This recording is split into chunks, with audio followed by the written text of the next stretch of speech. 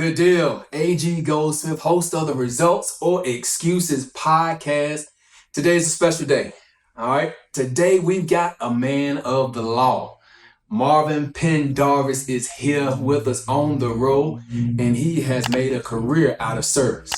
He continuously advocates for social good. He improves welfare for his constituents, which he represents for about 38,000 people in the state of South Carolina, District 113.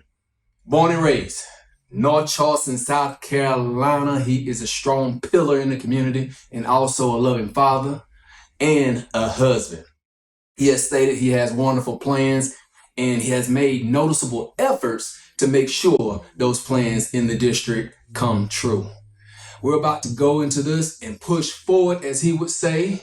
Everybody, welcome Marvin Pendarvis to the role. Here he is. Welcome, brother.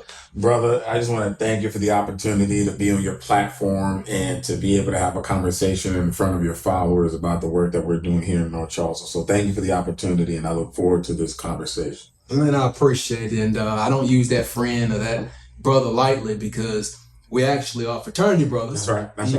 That's right. You know, I don't actually, we don't communicate all the time of the greatest fraternity in the world, Omega Psi Phi. That's right.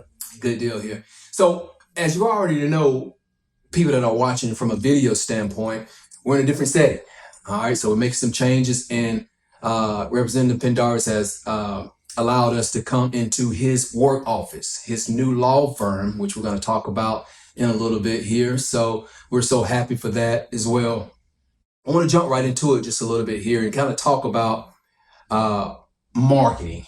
All right, so marketing yourself, sending the right message. And I know the message that you have as far as the motto is pushing forward. You know, where did that come from, man? You know, when I first got elected to the state house, it was always, I was trying to find a way to brand myself, right? Mm-hmm. I wanted to be able to separate myself in a way in this day and age of social media.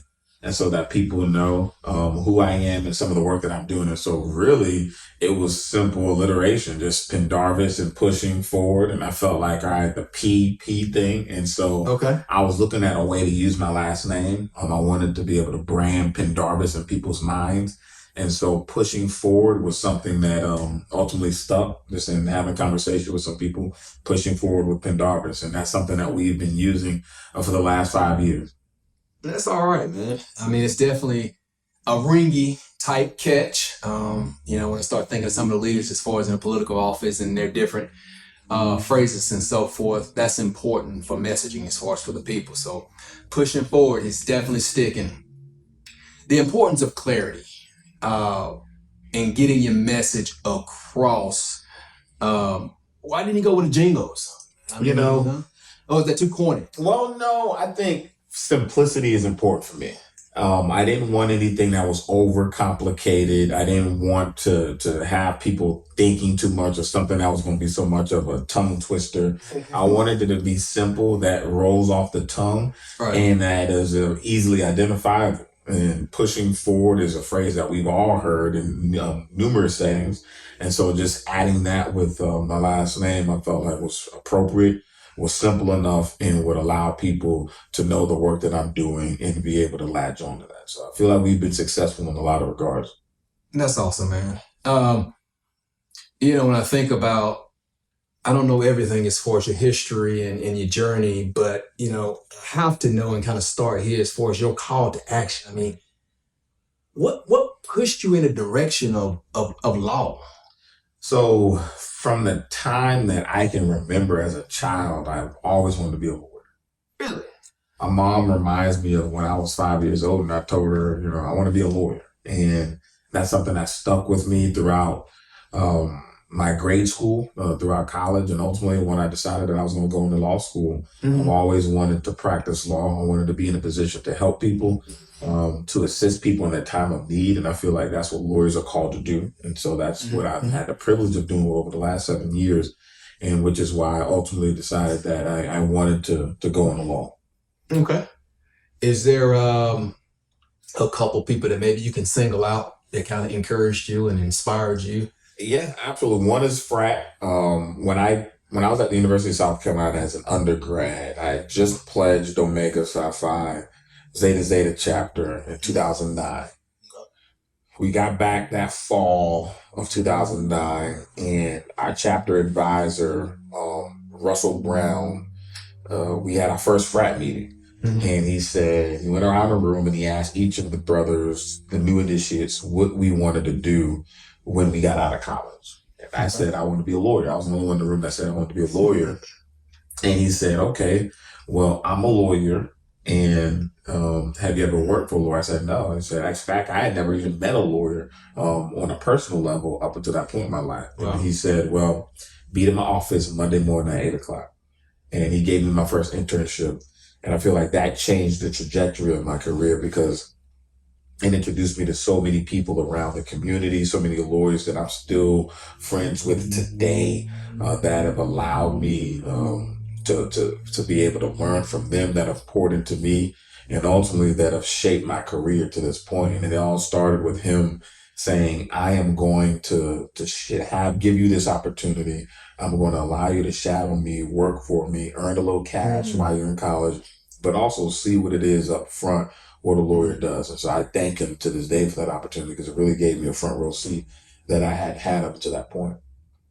Man, that's awesome there. I mean, he's definitely been an influence, obviously, and I like the fact that it seemed like he took you on his wing. He did. You know, he kind of showed you the path from a shadow standpoint, asked different questions, like you say, front row type deal. Was there a time to where you felt, I didn't want to do this anymore, I want to change courses?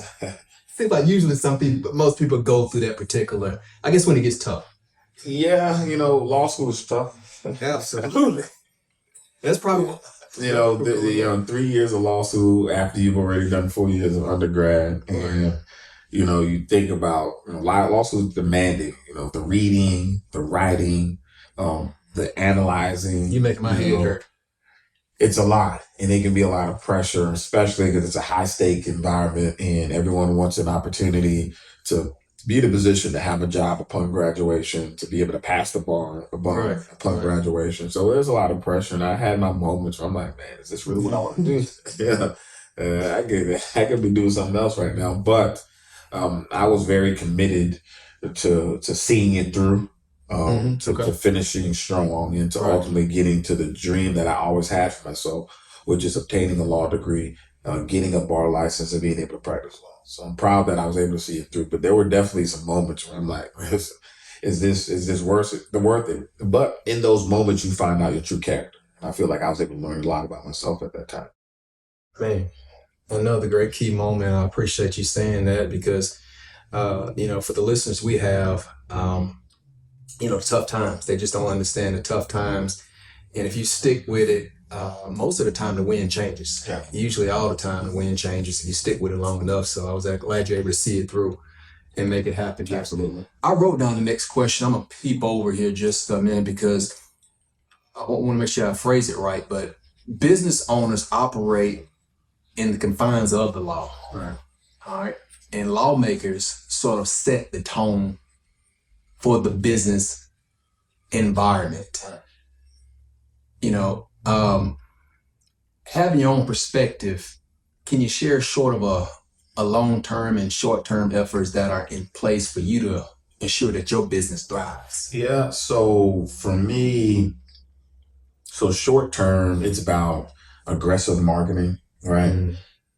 I'm fortunate that I'm a member of this community, have been a member of the legislature. And so people know me through politics. People know me from being from here, but people don't necessarily know me from having a law practice. And so getting my name out there, being aggressive, I've got on my desk thousands of business cards that I've been intentional about where I place those, who I give those to, just organic marketing, right?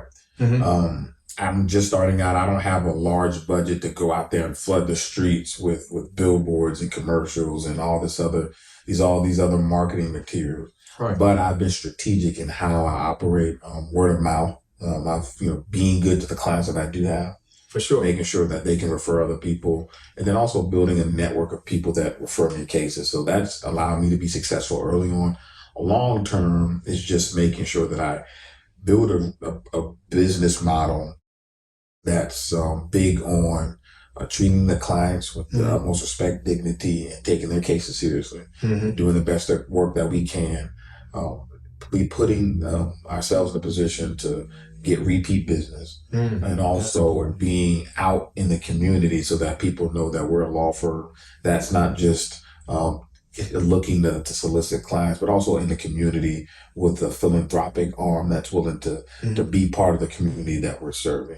And I believe if we do those things long term, then we'll be able to be a place where people feel comfortable using for the long term. And that's going to be something that'll allow us to grow, that'll allow us to have a longer impact, a stronger impact, and achieve the success that we want to achieve.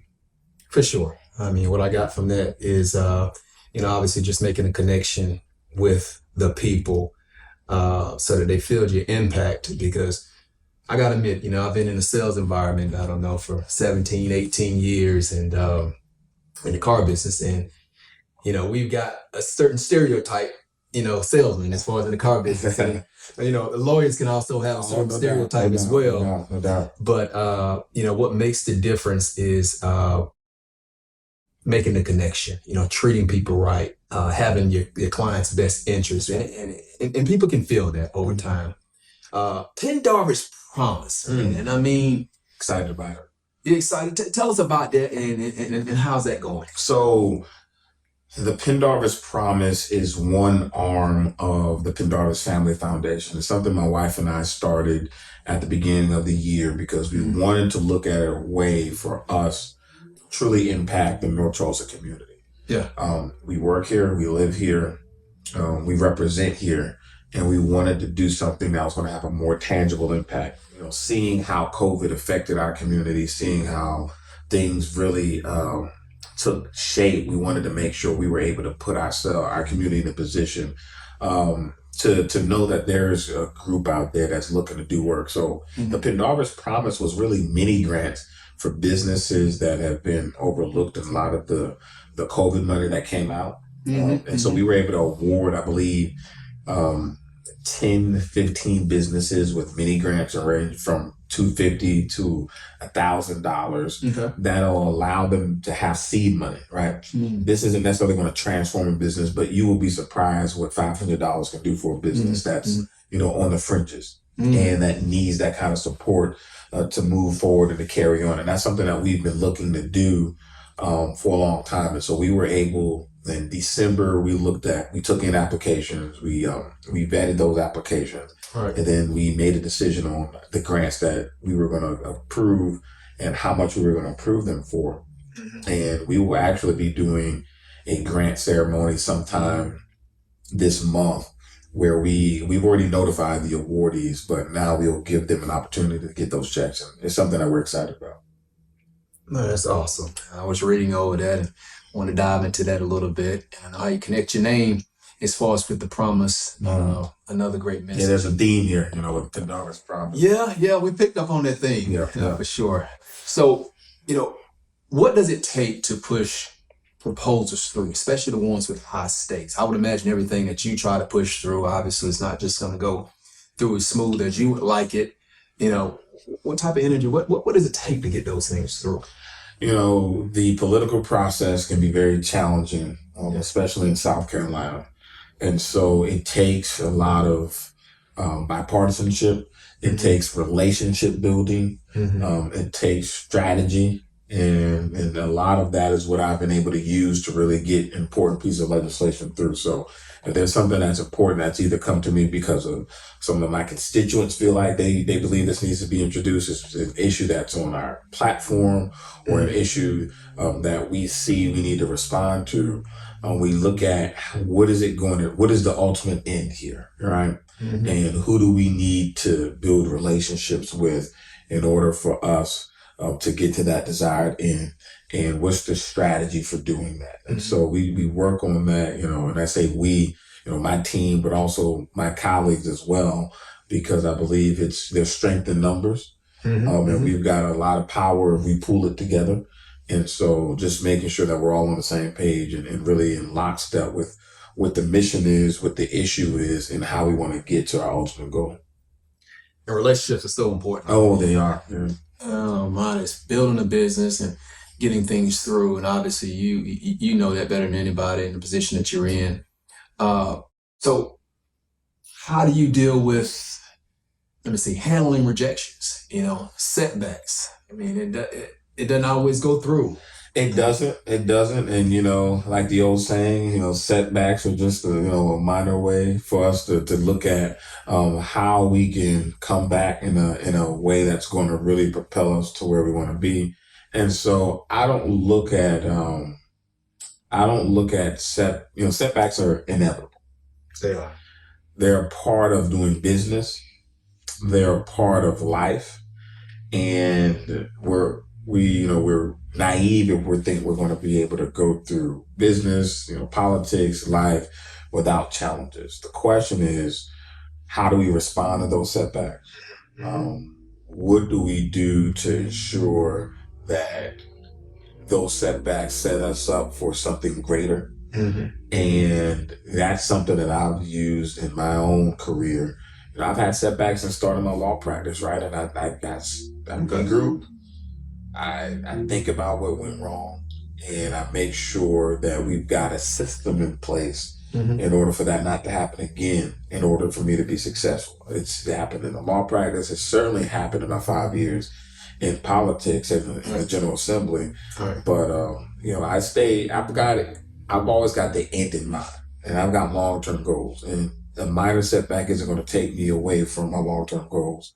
It's only going to propel me and fuel me in a way where I'm looking at how can I get to this goal from another angle, and what is it going to take for me to get there. So, man, you seem very strategic. It has to. You have to be. You have to be.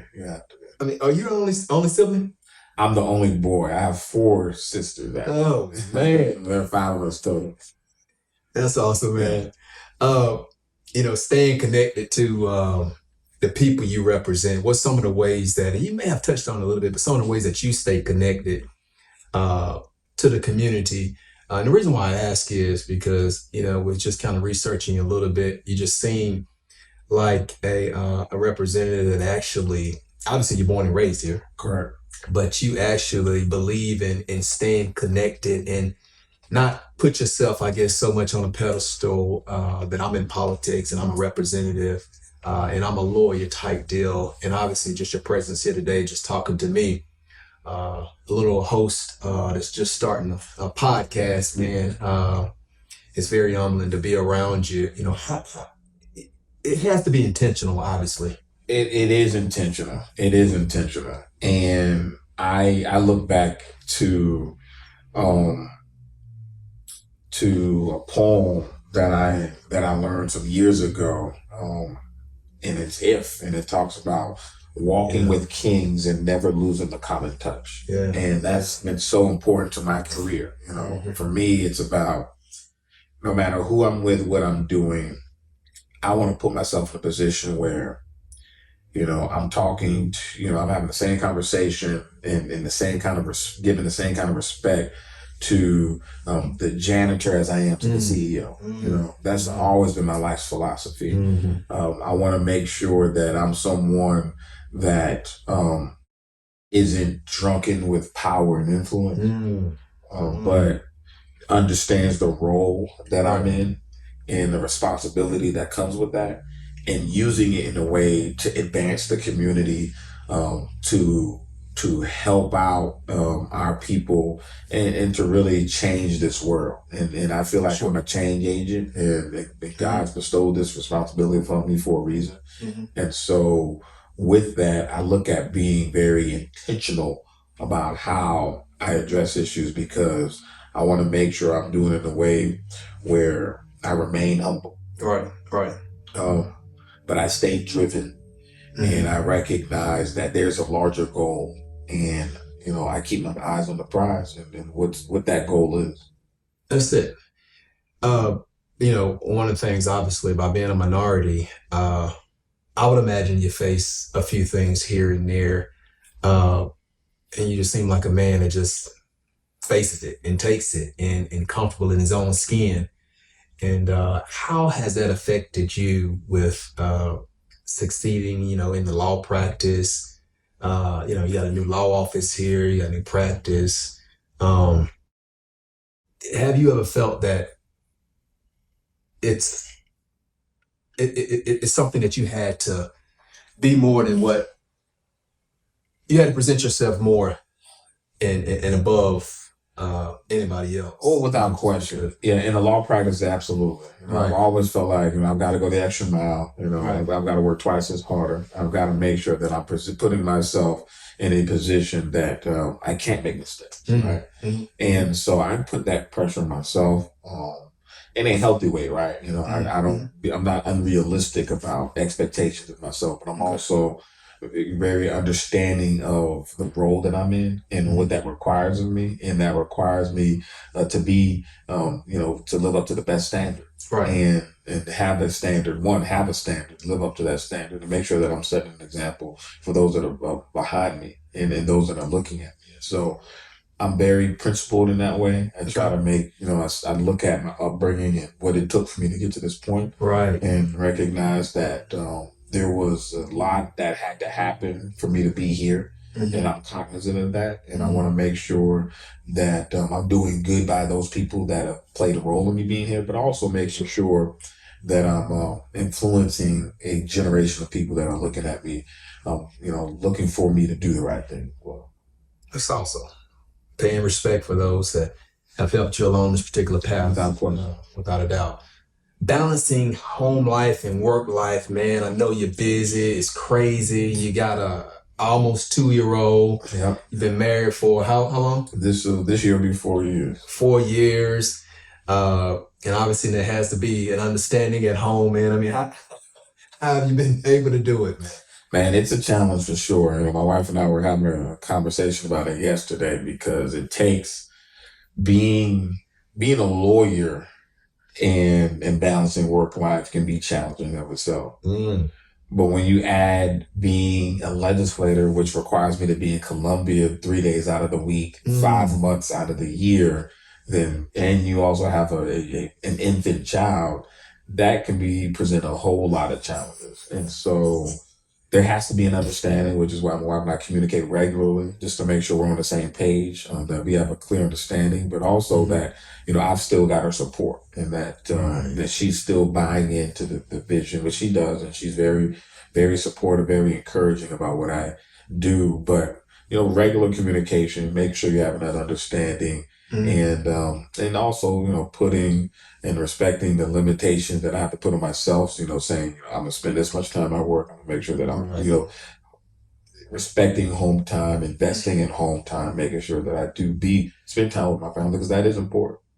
It's important to make sure that they know that they're still important to me and that they're a part of this life and that, that it's not just me in the House of Representatives, but we're in the House of Representatives together. And I look at it as a collective effort, and that's how we've been able to be successful these last 5 years.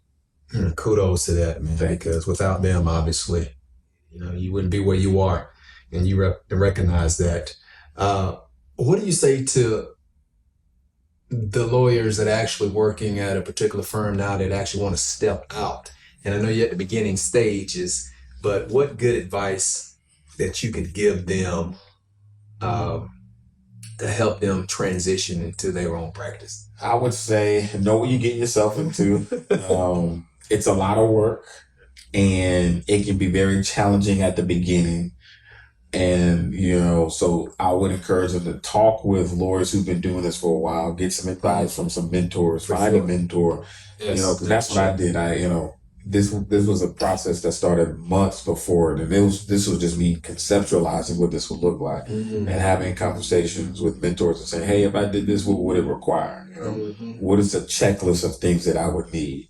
And then as you start putting those things together, and it becomes more real, they're just making sure that you can handle what comes with it. When you're the boss, when you're the guy, or you're the girl or woman, you need to make sure that you need to, you're committed, you're responsible, and that you can do it. So Can't just rely. You don't have the office to rely on their support and their resources. That's right. That's right. So you're gonna step into your own.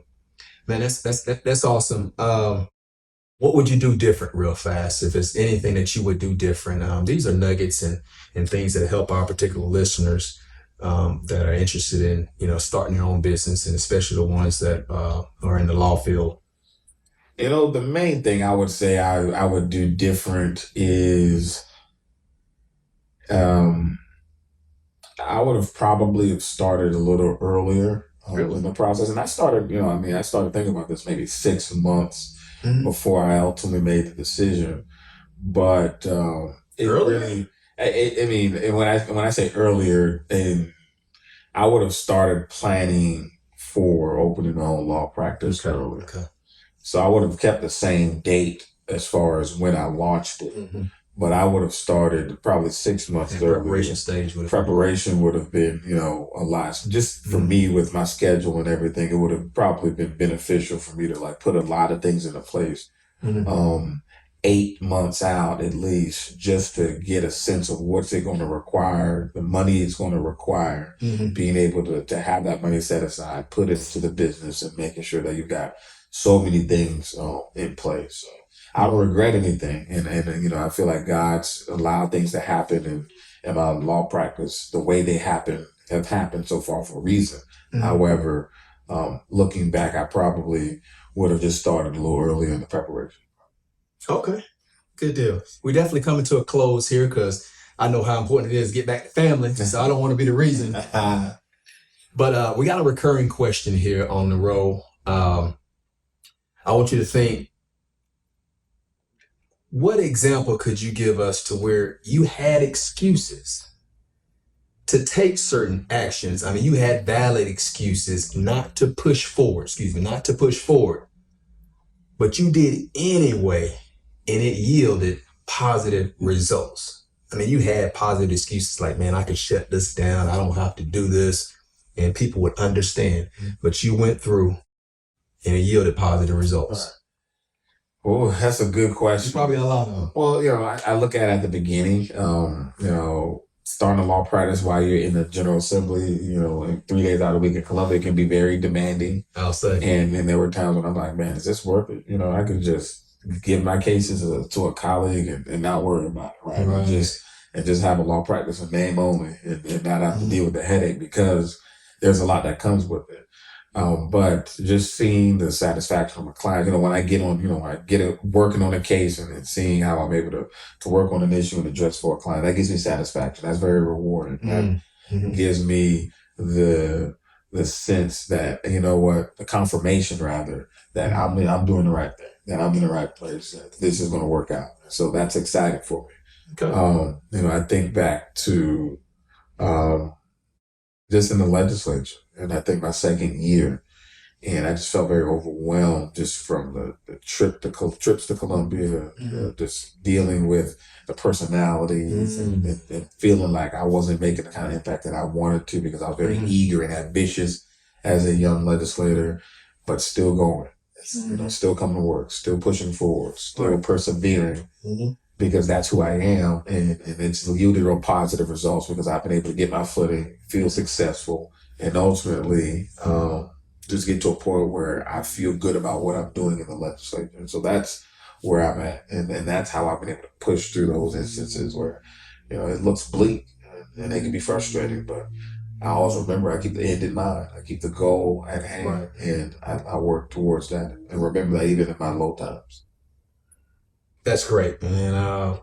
You definitely have made an impact as far as on the Results or Excuses podcast, and I appreciate your time without a doubt.